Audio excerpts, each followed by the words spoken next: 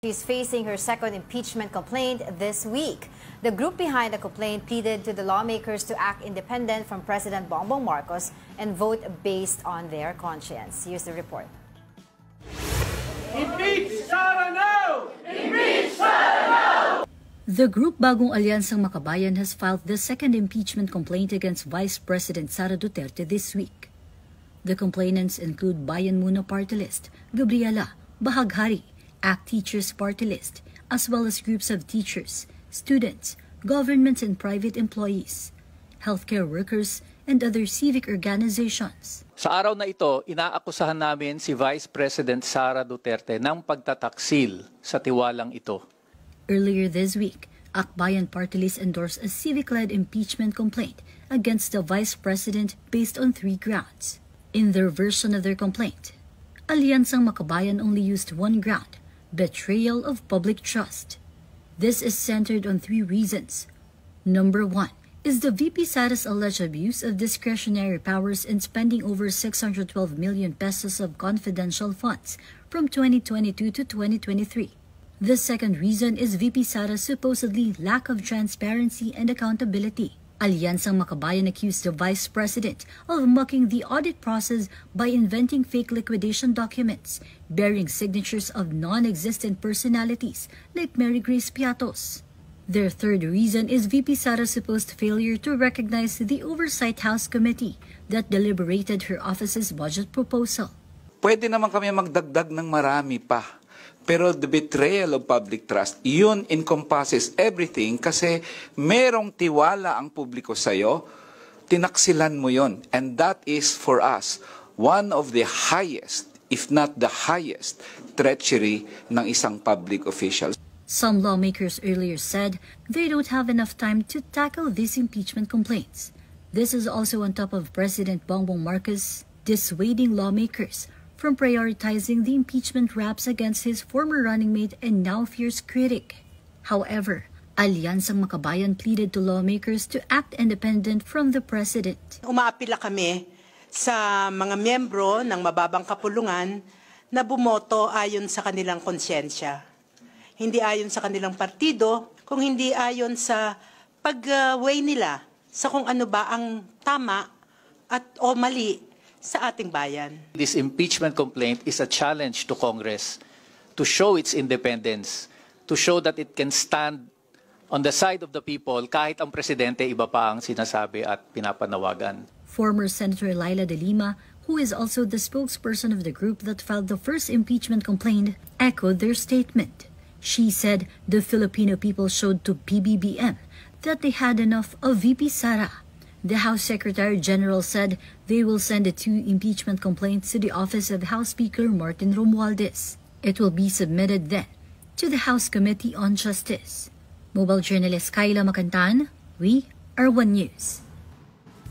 Yun, the word kasi sinabi ni Attorney Nery Colmenares, former Congressman Nery Colmenares, betrayal of public trust encompasses all other grounds for impeachment.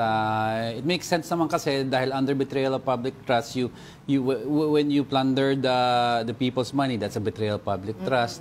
When you threaten to kill the president, you're betraying the public's trust because you're supposed to act yourself and conduct yourself with higher moral character. Diba? So ang question ng marami, if you're doing this, bakit hindi na lang siguro nag-amend or nag-consolidate yung dalawang forces to have one stronger complaint? Kasi nga yung sinasabi ng mga legal experts, diba?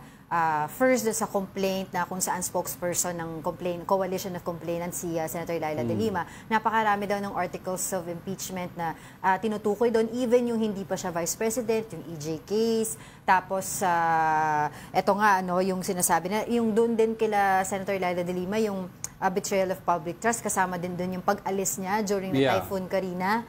Tapos eto nga, yung sa grupo naman kung saan ang kanilang legal counsel ay si Attorney Nery Colmenares, ay nakafocus lang nga doon sa betrayal of public trust. Well, we understand naman kasi there are different political aspects to this, political sides to this, di ba? Iba-iba ang pananaw ng iba-ibang grupo. Yun lang nga sinasabi nila is if your intent is to really impeach the Vice President, then the best way to do it is to have a very strong impeachment complaint na informed and substantive. Kasi kung yung goal, kasi mukhang they don't have the numbers to go the 103 needed para Yes. mag-transmittal sa Senate, dadaan sa Committee on Justice to, which will check if it's in form and substance itong complaint is pasado, di ba? Eh, ang problema nito, pag haphazard ang paggawa ng mga complaint mo at hindi nyo lang pinag-isa at Hindi pinalakas, baka hindi umusad to into in the plan on the floor para pagbotohan, di ba? Pag hindi daw umusad yan, mapapanis yung impeachment complaint tapos merong 1-year immunity against sa person na Unless may alam sila na hindi natin alam na may numero, may ginagapang na numero 203. Oo. Basta ang alam lang natin ngayon, doon sa impeachment complaint na final ng grupo kung saan spokesperson si former Senator Laila de Lima, this was endorsed by Congressman Sendanya, nakalimutan ko yung apelyido niya. Tapos yung pangalawa dito kila Attorney Nery Colmenares was endorsed by Makabayan Bloc. Franz Castro ba yan? Oo, Franz Castro, Congresswoman Arlene Brosa, sa Congressman Raul Manuel. So, isipin mo, kung pinagkaisa nyo yung complaint and then you have this congressman endorse one complaint, then you have already 4 or 5 congressmen endorsing a complaint. Di ang habol mo is 98 na lang. At least may nakitang ibang congressman, uy, may 5 na. Baka sama ako dyan. Basta sinasabi ni former Senator Laila de Lima, mas maganda daw, mas maigi kung ang ginagawa nilang issue yung timing at legal napakahaba ng proseso, pwede na daw nilang pabilisin doon sa pangatlong option, which is yung boboto na kaagad yung 1/3 of the Congress, hindi na dadaan sa committee level. Articles of impeachment will be sent to the Senate for trial. Sabi ng iba kasi, election season pa naman next year, pero it's been done. I mean, na-abort na yung impeachment, but we went through the process during the time of former President Joseph Estrada. I think he was impeached around November to December, no? Correct me if I'm wrong. And then na-abort siya, kaya ito yung nagka-EDSA 2, supposedly EDSA 2 at that time. So, if the Congress at that time saw na election season pa naman ng 201, midterm elections sa sana, if they try to do it at that time, meaning nakita nila na kaya pala, basta may numero, kaya rin naman daw gawin ngayon. Ang magiging problema, pag umabot sa Senate to, we all know na matagal-tagal ang process sa Senado.